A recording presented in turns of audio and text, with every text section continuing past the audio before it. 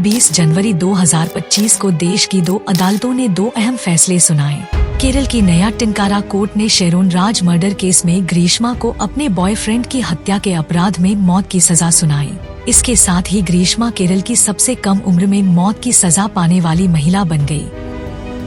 पश्चिम बंगाल की सियालदाह कोर्ट ने Kolkata rape murder case में दोषी संजय रॉय को उम्र कैद की सजा दी, जबकि पीड़िता के परिवार ने संजय को मौत की सजा देने की मांग की थी। दोनों ही मामलों में पीड़ितों की मौत बेहद दर्दनाक थी, लेकिन कोर्ट ने सिर्फ केरल मर्डर केस को रेयरेस्ट ऑफ रेयर यानी दुर्लभतम से भी दुर्लभ श्रेणी का मामला माना। आखिर क्यों बॉयफ्रेंड की हत्या पर मौत की सजा और डॉक्टर के रेप मर्डर पर केवल उम्र कैद दी गई? रेयरेस्ट ऑफ रेयर केस क्या होता है और क्या ग्रीष्मा फांसी से बच पाएगी? जानिए आज के एक्सप्लेनर में। केरल कोर्ट ने शेरोन राज मर्डर केस में क्या फैसला सुनाया?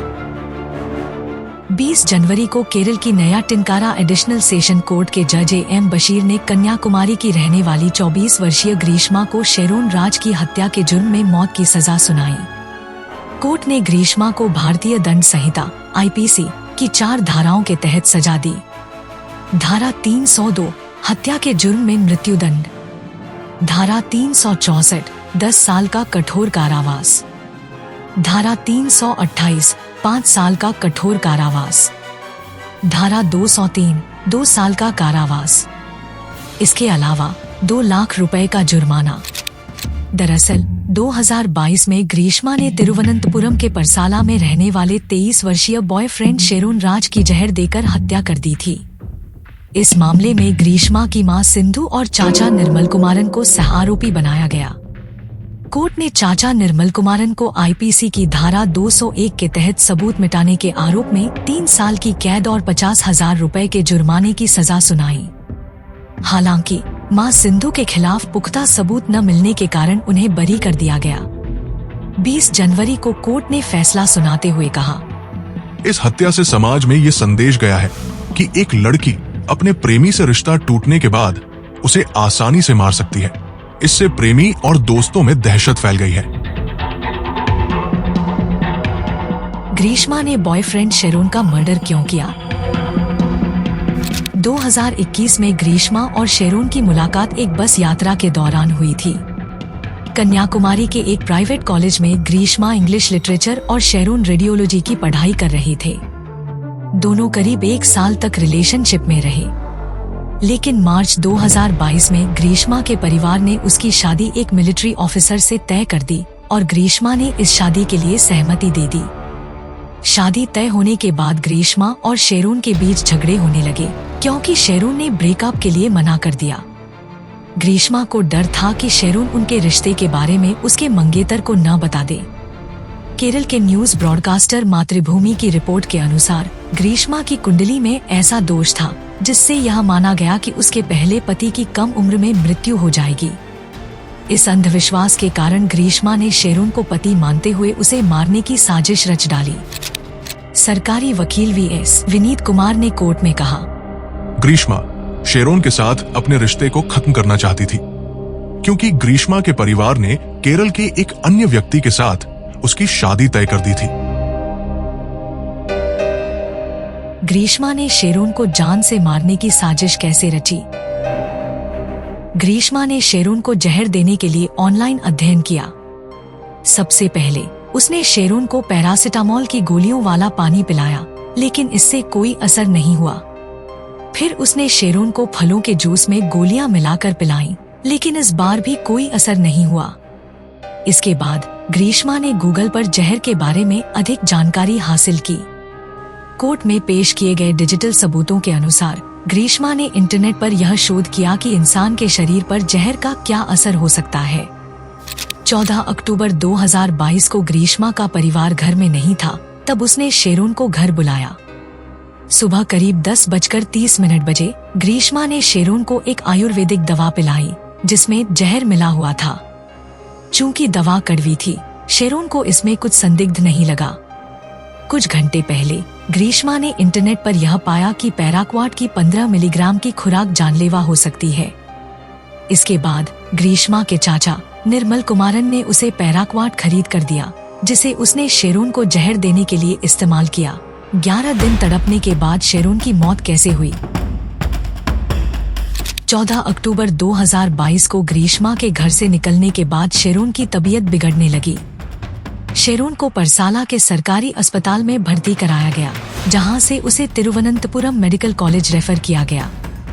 शेरोन की ब्लड रिपोर्ट सामान्य होने के कारण उसे डिस्चार्ज कर दिया गया। 15 अक्टूबर 2022 को शेरोन की हालत फिर से बिगड़ गई और उसे दोबारा तिरुवनंतपुरम अस्पताल में भर्ती कराया गया। इस बार उसकी ब्लड रिपोर्ट सामान्य नहीं थी और उसे आईसीयू में शिफ्ट किया गया। शेरोन के आंतरिक अंगों में गंभीर क्षति हो चुकी थी और 10 दिन तक उसका इलाज चलता रहा। इस दौरान उसके अंग सड़ने लगे और वह पानी भी नहीं पी सकता था। 11वें दिन यानी 25 अक्टूबर को शेरोन के अंगों ने काम करना बंद कर दिया। इसके बाद उसे दिल का दौरा पड़ा और उसकी मौत हो गई। इसका खुलासा कैसे हुआ और ग्रीष्मा ने कोर्ट से क्या रियायत मांगी? शेरोन की मौत से पहले उसने अपने दोस्त को बताया था कि ग्रीष्मा ने उसे धोखा दिया है और जहर देकर मारने की कोशिश की है। इसके बाद शेरोन के परिवार ने ग्रीष्मा के खिलाफ शिकायत दर्ज कराई। 31 अक्टूबर 2022 को ग्रीष्मा को गिरफ्तार किया गया। उसके चाचा निर्मल कुमारन और मां सिंधु को भी सबूत मिटाने के आरोप में गिरफ्तार किया गया। हालांकि सितंबर 2023 में ग्रीष्मा को जमानत मिल गई। ग्रीष्मा ने कोर्ट में अपनी सजा में रियायत की मांग की थी, लेकिन उसकी याचिका को खारिज कर दिया गया। मुकदमे के दौरान कोर्ट में ग्रीष्मा की ओर से 3 बातें कही गईं। कम उम्र की वजह से उसे कम सजा मिलनी चाहिए। पढ़ाई में अच्छा होने के कारण उसे सुधार का मौका मिलना चाहिए। इकलौती बेटी होने के कारण उसके साथ नरमी बरतनी चाहिए।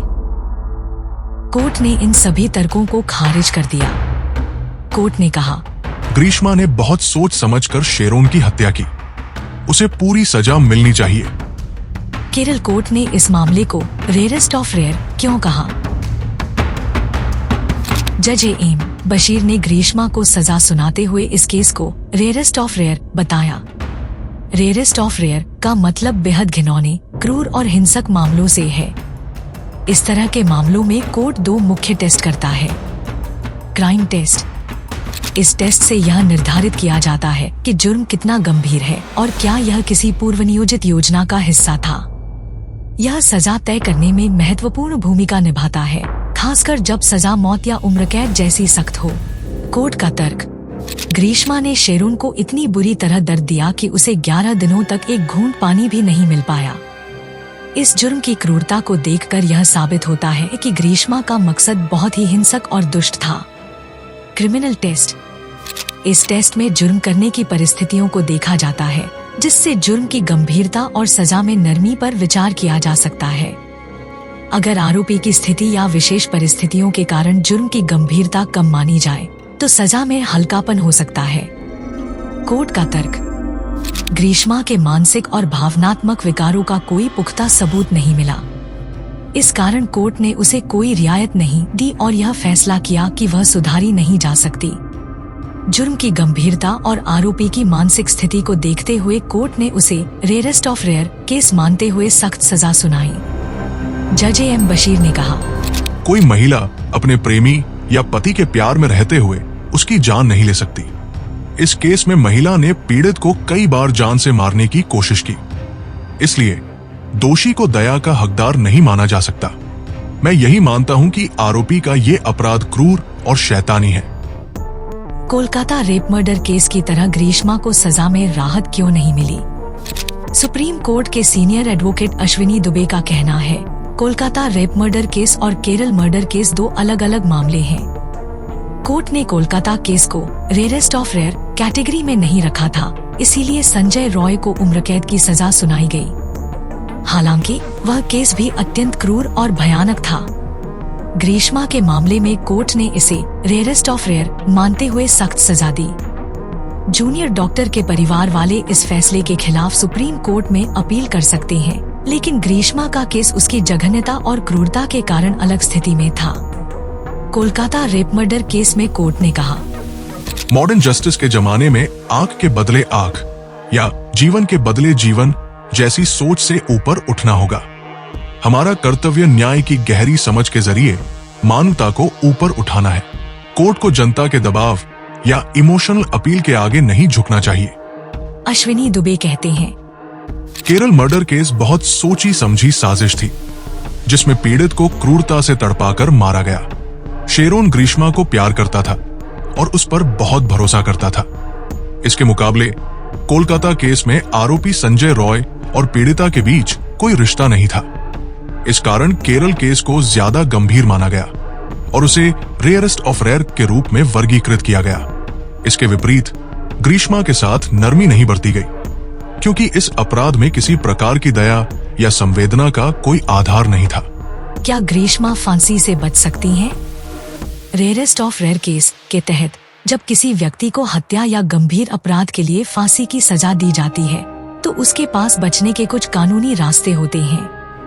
ग्रीष्मा के मामले में फैसला जिला अदालत ने सुनाया है और वह फांसी से बचने के लिए केरल हाई कोर्ट और फिर सुप्रीम कोर्ट में अपील कर सकती है।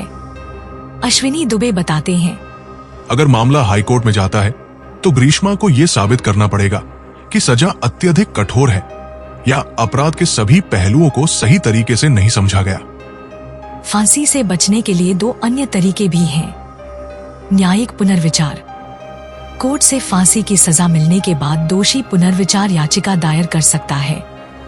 यह याचिका हाई कोर्ट या सुप्रीम कोर्ट में दाखिल की जाती है, जहां फिर से मामले की जांच की जाती है। यदि इस दौरान कोई कानूनी गलती मिलती है तो सजा को बदलने का मौका हो सकता है।